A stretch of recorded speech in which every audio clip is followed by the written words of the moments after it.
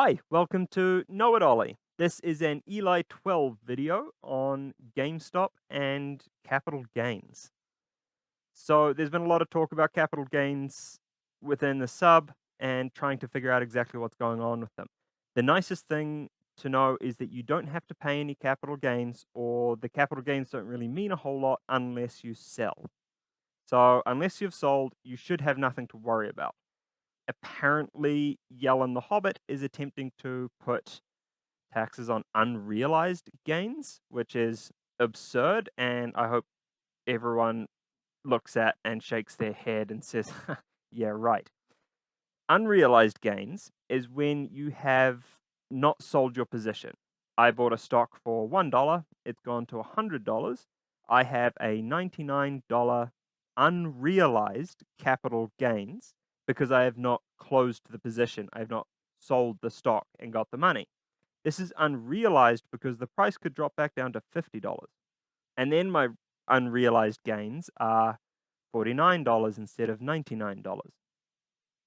Realized gains only occur once you have sold, and you only have gains and gains taxes if you sell for more than you bought for in the first place.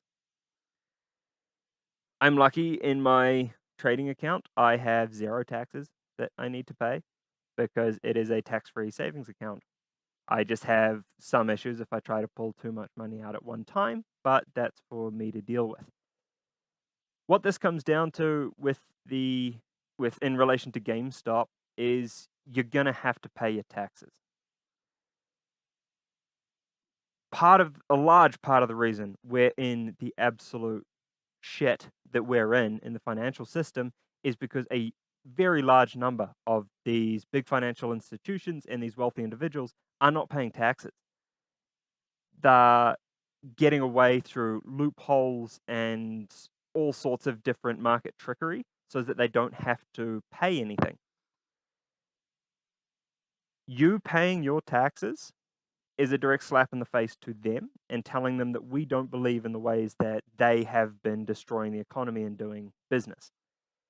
The other thing is, what do you think is going to make governments allow the MOAS to happen?